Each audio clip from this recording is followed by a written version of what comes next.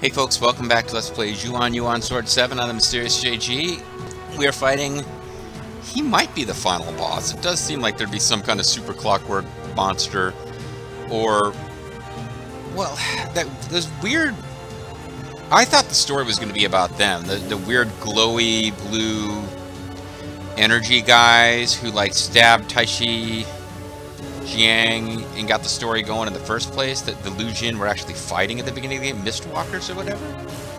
And they kind of disappeared from the story. We fought some hot chick who who merged the Mistwalker to do battle with us, and it seemed like, oh, it's kind of cool character design. I would have thought she would have been in the story earlier than she was. There's kind of a lot of that in this game, where like they've got neat story ideas, but they don't spend a whole lot of time.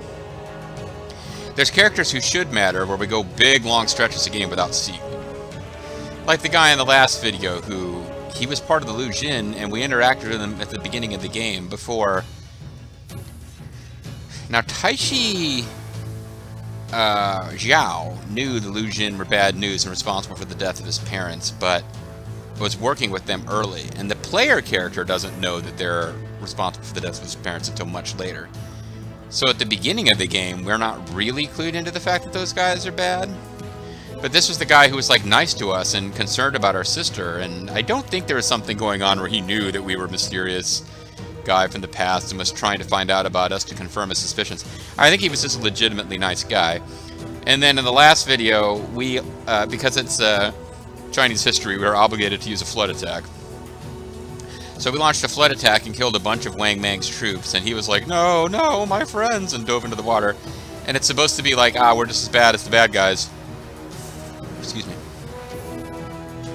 But it's also sudden, and we hadn't met that guy before in such a long time. It was hard to get that emotionally attached. Conceptually, we understood, oh, war has turned us into something just as bad as the enemy we're fighting. But it's more of like an intellectual conceit than an emotional, feeling that we were getting. So, I don't know. There's a lot of that in this game. And sometimes I think it's a language barrier, and sometimes I think it's like, no, they've got most of the tools, but they're not quite putting together an emotionally impactful story for me. I don't know. I think probably hurting things more than anything else is the fact that Taishi Zhao is just kind of a boring protagonist. The moments of sweetness between him and his sister, particularly when he's teasing her or is concerned about her, are nice, but like beyond that, he doesn't really have a whole lot of character. Maybe we need a scene where he gets really angry at the Lu Jin or something, because it just seems like, yeah, they killed my parents a long time ago, so I guess I need to get revenge on them. But, overall things are all pretty chill. That might be part of it. I don't know. Like, do we need, like, screaming, Domon Kashu-esque protagonist? Maybe not, but that's a bit missing here. It's like, this main villain guy, he should really hate this main villain guy, and it just kind of seems not that engaged. Anyway, I've gotten into like analyzing the story mode, but we actually need to be wrapping up the boss, and I don't even know if this is the final boss. It could be, it might not be. But let's find out. So we win a battle with him, but it doesn't matter because really it's just he was only using 1% of his full power, and now he's going to turn into like Penis Frieza. The little, like, penis-shaped version of Frieza.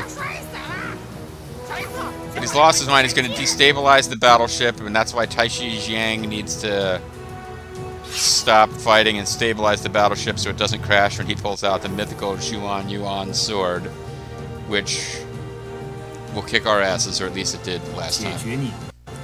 It wouldn't take a quarter. I wanted to use a quarter, but I had to put in $1.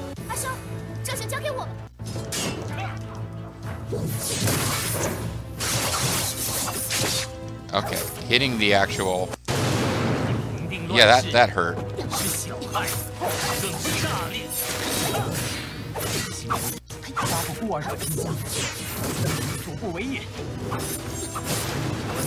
It definitely messed up there. I hope this is a good use of the scroll, and he's not like... There's the form of him coming in a minute that's like 10 times harder.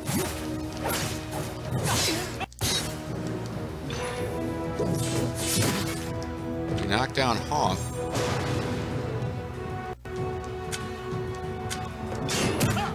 He's setting me on fire. Fuck! Okay. I got off to a great start and then I messed it up. We weren't getting hit with fire that much, but he's using fire and it's messing me up. I might want to... I thought I had fire as one of my things, like... Fire restores your health instead of taking it away or something crazy. It seems crazy over P if you get set on fire, but maybe I don't have that thing equipped right now. Either way, I was doing great, and then I just got into a defensive mode and never got into a position. He's got a couple of attacks where I don't know how you're meant to not take damage. Like, am I supposed to be blocking instead of trying to evade? This form, I definitely don't want to waste a lot of my best resources on him.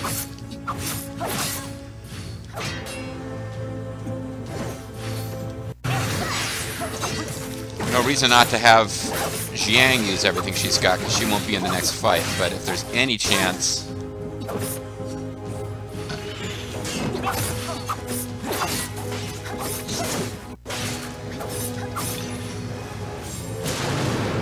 Oh, he can do that from this attack, too.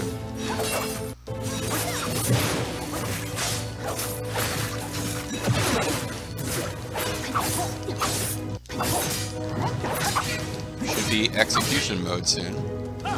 No, I thought he was gonna be ready to be executed. That's no fair. Okay, we will skip this.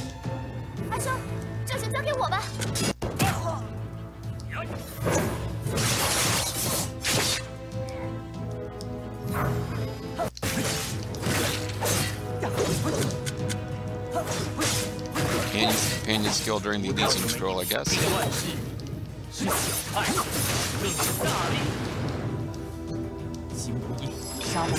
Oh, I've got the wrong potions equipped. I had like the shitty, the little wimpy potions. He was chosen by Heaven's will.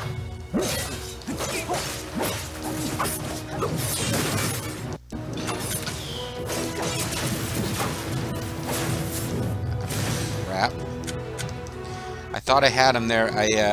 He does the thing where he throws a bunch of shit up in the air, and I thought I was close enough to him to not get hit.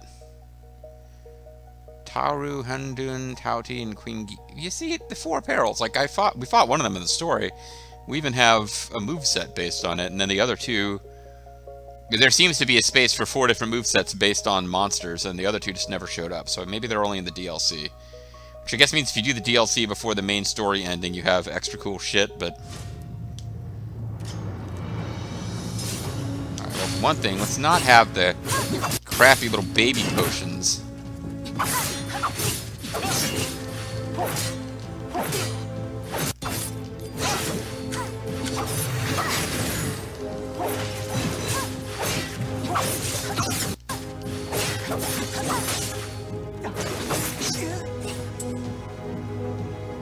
Yeah, we can't... It won't let us change our stuff in battle. I'd have to hit a different save slot to do that, which is, of course, can be done. Oh, execution. Get in there and execute him.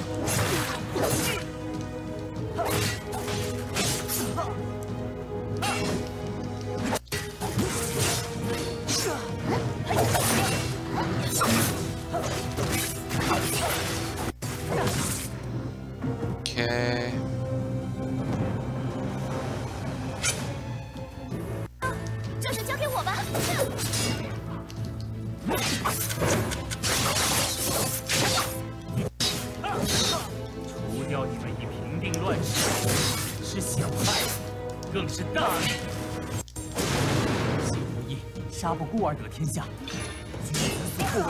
I blocked!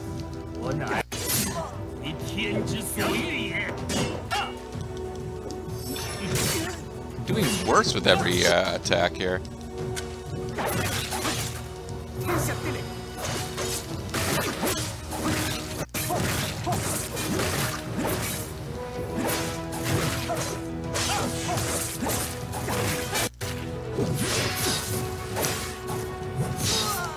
I was evading.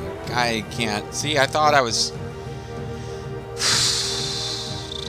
I thought from the last fight where we got pretty close to killing him that I was doing okay, but this spazzing out does seem to be the way to go, because every time I run out of momentum and back off for a second, or get at range, like he's killing me at range with stuff where, again, it's like, I don't know if I'm supposed to be blocking it instead of trying to evade, but it's all these super energy attacks. It doesn't seem like stuff you would be able to block.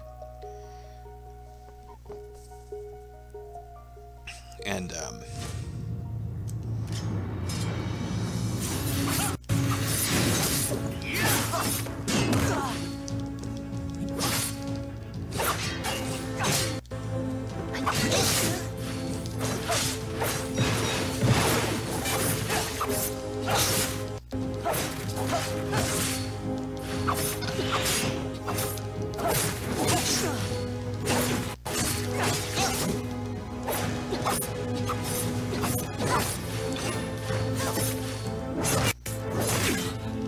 don't do that much with the execution attack, really.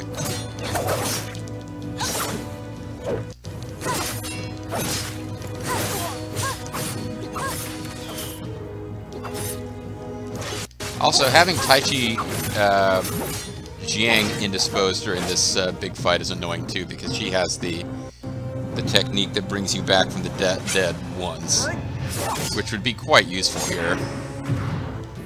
So let's try saving. I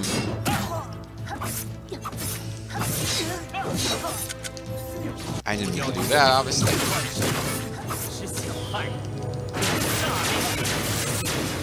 Trying to see if we can save the martial art for later in the fight.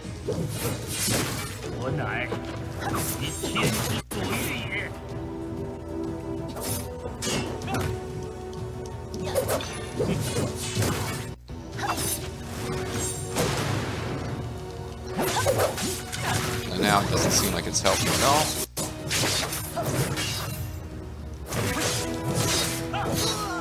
He just didn't really seem to care about the Elysium Scroll there. That was odd.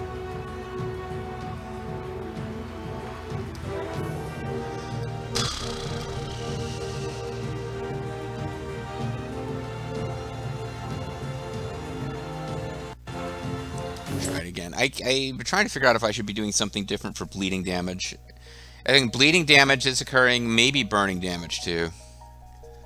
It's a little frustrating because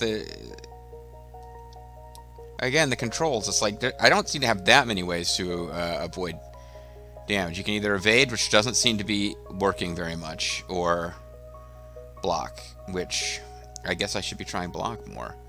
But you tend to just get, like, stun locked when you block.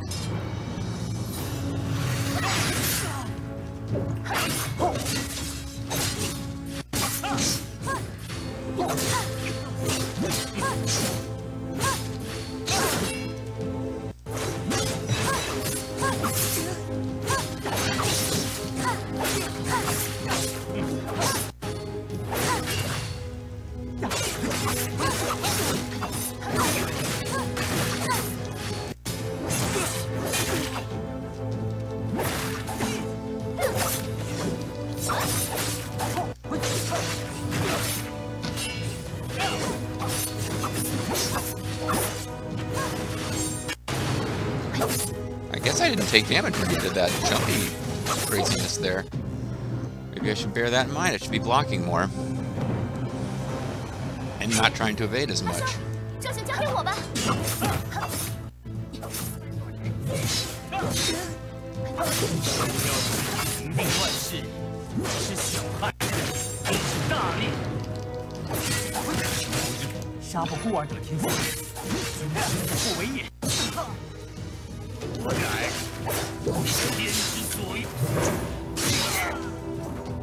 He chopped me right through the martial art. Okay, let's try. That wasn't going well. I have a whole failure video on this boss when I'd had a good run going of not having failure videos against a single fight here. I gotta wait for openings, I guess, for the martial art, because I thought it would just be a chance to lay down some damage, but he seemed to just chop me right out of the air and murder me with the Xuan Yuan sword. Which, fair enough. The legend said this ancient golden sword contains immense power, divine artifacts, forged to slay demons and monsters. But, still, I didn't think it would change the game rules. I thought martial art... I guess I had it in mind that you get like a brief invulnerability period during that, which I guess... maybe that's not how it works. Maybe that's never how it worked. So... attack increased. Increased damage resist. Increased attack. Killing an enemy recovers 20 health. Get rid of that. Obviously, absorb bleeding damage and recover health. Okay.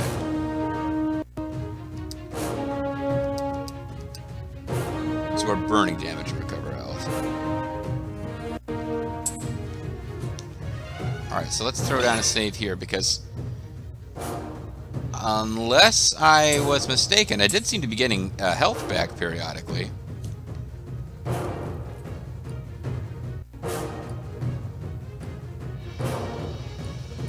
Probably want to be using these fancy potions. If ever I was going to use them, it would be now.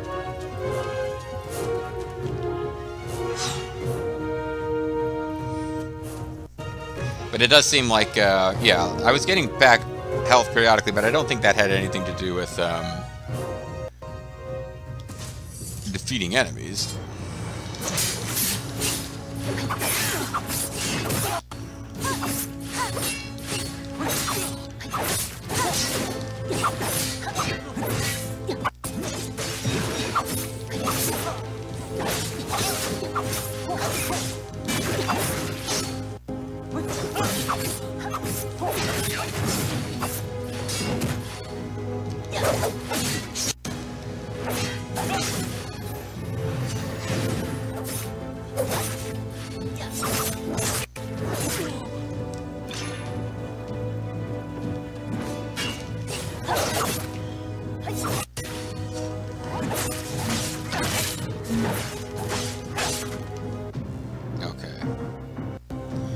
Did use a fancy pants potion there, but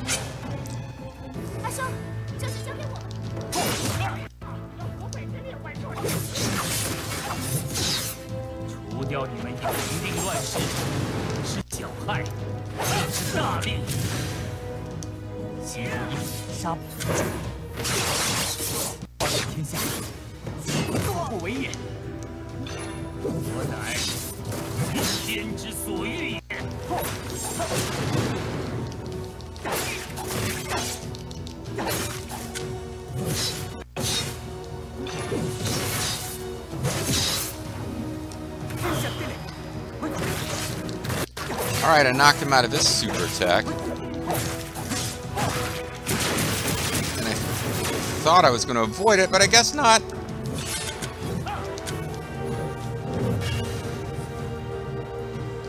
Be nice if you came back into the fight, girlfriend.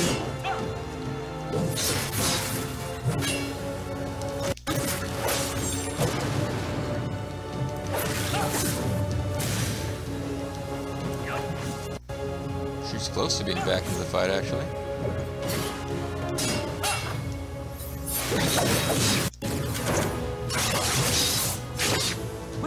Okay, we got him. Used a lot of super potions, though. But both of us have a grudge against this guy. For her, it's like he's an ex who just is being a pain in the ass. And she got to personally kill him, even though he killed our parents. You killed the parents of my best friend! I can't let that stand! The Xuan Yuan sword would allow me to turn you into a compliant sex slave, but I guess not. That's what he had hoped one day. I'll just slide my Xuan Yuan giant dagger back into its sheath.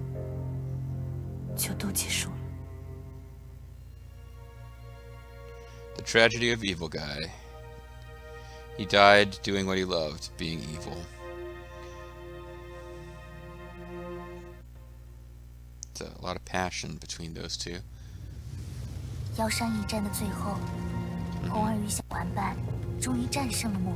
Kick his ass. Kicked his ass good. Also, they were all washed away by a giant flood. I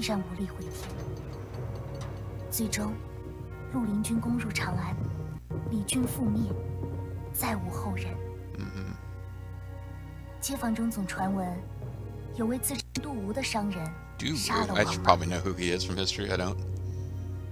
刘圣公称帝之后，刘季不服，后来刘圣公便以谋反之名将他捉拿下狱。Yeah, because he was a jerk who killed 博 his 士 brother. 将军为了救他，惨死于刘圣公刀下。I guess he 文殊 didn't 将 die 军虽 then. 然逃过一劫，但此事已种下了绿林军分崩离析的种子。中原陷入了连年的战火， But this time we didn't really pay 辛 attention. 苦不堪言。 Did you get your body back though? 若干年后，文殊将军荡平各方势力，登基称帝，改元建武，重立国号为汉。 Yeah, then later on. 他勤于政事，还减轻田赋， Everything went great 兴修水 until 利， Dong Zhuo, but that 大 was 汉 a 逐 while 渐从 later. 动荡中恢复，国力蒸蒸日上，百姓安居乐业， Yeah. 人称光武中兴。 But what about her and what about the plot of our main characters? Is the game not over yet? Maybe the game isn't over yet. That was like a cinema scene. Because that was either really a crap ending or pretty high-end cinematic, and the game is continuing. Although a whole lot of stuff would be different in the post-game world that we can wander around in. Oh, okay. New quest. Road home. All right, I got to give them some credit. We're actually going to end the story of these characters, because that felt weird to me. Because, like, there's all sorts of places where we could walk through now, and it's like, well, there were a bunch of clockwork army guys to fight as the regular enemies who spawn. Who do we fight now? And, you know, we can't indeed...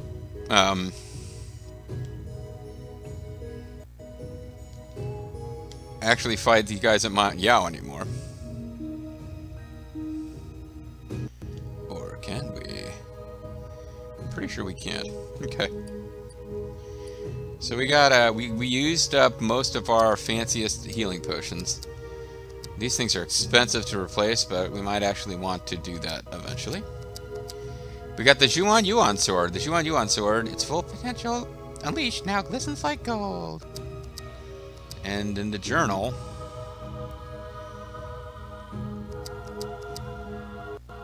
Liu Jiu. We have new stuff to read about him.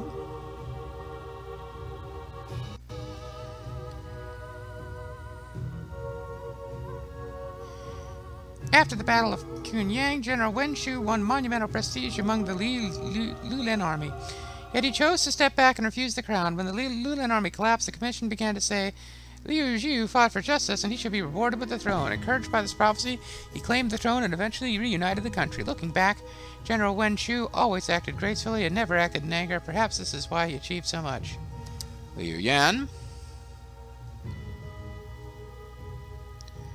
We never saw General Bosheng again after the Battle of Kunyang. Eventually, we received word of him having been executed for treason. Holding back his grief to avoid further suspicion from Emperor Shandong, General Wen Shu held only a small ceremony from General Bosheng. Only when General Wen Shu took the throne and reunited the country was General Bosheng given the posthumous title Lord of Kiwu. Posthumous titles were a big thing in Imperial China. Cao Pi even posthumously made Cao Cao Emperor Wen, basically to... Cao Cao lived his whole life wanting to be the most powerful man in China, but he wasn't actually going to steal the crown for himself, even though he probably knew that he had positioned so that Cao Pi would, and he would have his own dynasty, but then, and he didn't want to be scandalously thought of as a usurper, but Cao Pi kind of retroactively made him a usurper. The Lulin army retreated from Choping. General Shandong abandoned the people and fled to Yushui, more concerned with planning his coronation. We heard mutterings questioning his authority and his capability. The populace seemed to... Oh, never mind. Shandong and General Wen Shu maintained their peace, at least officially, and after the Battle of Kunyang, Shandong led the rebel armies in an attack on the capital city Chang'an. However, as far as I know, General Wen Shu never participated in this operation. Later, when the power struggles within the Lulin army intensified, Shandong was overthrown and hanged. His corpse was collected and buried under Wen Shu's command. How ironic. Irony. Oh, this guy. He was, I'm gonna read his whole bio because I don't remember who he was, except that he was involved with the goings-on in the camp. Liu Ji is a modest man, and he's convinced that the Lulin can bring peace to this world. Despite always being at General Wenchu's side, he's actually more familiar with General Bosheng. His eyes filled with devotion whenever the topic of the two generals was brought up, showing he was willing to do anything for them. He's no hero, but he's straightforward, passionate, and probably the most loyal individual in the entire Lulin army. Liu Ji discovered General Shanggong's scheme after looking into the assassination and planned to move for the kill before Shanggong could strike again. Unfortunately, his plan was blown by the Chef Chen Si, and he was arrested. Yeah, that's right. He was the guy who was actually planning to kill Liu Xuan, who was like, you know, became emperor but was an asshole and didn't really get to be emperor for very long. Now, not only is his life hanged by a thread, he's dragged General Bosheng and Wenchu down the water with him. I wonder how this all unfolds and what will become of the Lulin army. Oh, all that there was new was... Despite rescue attempts from General Bosheng, Liu Ji was eventually sentenced to death by Shanggong for treason. Mo Huang, who was kind of the main villain. And Xuan Yuan was the guy, yeah, we had like one thing about him at the beginning where he was just like kind of a guy who's being sort of vaguely nice to us. And it was like, oh, it's weird, he's at 1 of 2. But at the very, very end of the game, we get this last little thing with him. After Mo Huang died in battle, the Li Jun suffered defeat after defeat. It was he who had built the Li Jun, and they couldn't survive without him. I never felt... That's kind of a problem, then. He didn't do a very good job building the organization if they couldn't survive him being dead. Although, I guess sometimes that happens, and sometimes the architect of an organization doesn't really care if it's set up to outlive them. I never found out what happened to research regarding the Gear Beast, Soul Weapon, and the Meteor Cannon. Whether it was burned or stolen, we don't know. The only thing we know for sure is that we never saw that clockwork weaponry again. And Xuan Yuan.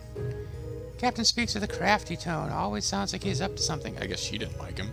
But whenever he and Brother talked about me, I thought I saw changes in meter. Was it sympathy? Whether he's good or bad, I don't know anymore, but I hope they have a safe journey into the mountain. Though he looked weak, he had proven to be a worthy opponent to Brother. When they had that standoff with the dam, Sister Hong and I had butterflies in her stomach. Yeah, butterflies, hoping he wouldn't misenter any of the QTE commands. Because I don't know what would have happened. In the end, perhaps trying to atone for his failure, Xuan Yuan threw himself into the flood. And Mo Huang, the monster. Mo Huang was fully prepared for combat when he was on the Meteor battleship. With a clockwork spear in hand, he attacked relentlessly, attempting to overwhelm his opponent. He also had a soul-imbued device on his left arm capable of casting spells and firebolts and even shielding him from counterattacks. With the bitter taste of defeat in his mouth, Mo Huang eventually drew the Xuan Yuan sword and made his last stand. Without the power of the Xuan Yuan sword, the Meteor battleship would fall. No problem, me and King Japing would keep it running. We're awesome. We kick so much ass. Completed. Road home. Having returned... That's not actually... Having returned to the Molang River, you see Madam already preparing for the ritual. Inform her that you have brought the Xuan Yuan sword. Well, okay, so maybe we'll do the ending in the next video, and maybe it'll be so short that I'll feel silly and realize I should have kept this video going long. But I think what I'll do is I'll let this... I'm trying to see... 7 of 8, 6 of 7. Okay, so we got some new stuff. Probably we get postscripts for these characters because they're the main characters. And a postscript for her. And a postscript for him. Okay, so whatever happens, we'll get little postscripts for them. And for that to make any sense at all, I'm assuming that we get to play around in the post-game world, which would be what the DLC is about. So I guess we'll find out, but it may be I really want to throw down a save in case we're about to lose our other party members. I'm not predicting like they're gonna die in the ending scene, but if like our sister stays to study the Moist arts, or Chu Hong decides she needs to journey back into the West, you know, with Monkey and Piggy or whatever, we won't have them for the DLC, so I'll want to hold on to them. But for now, call it a video. When we come back next time, there may be more left than I think, but it really feels like we're about to just get sort of the postscript to Xuan Yuan Sword 7. I guess we'll know. Sure, next time. See you then.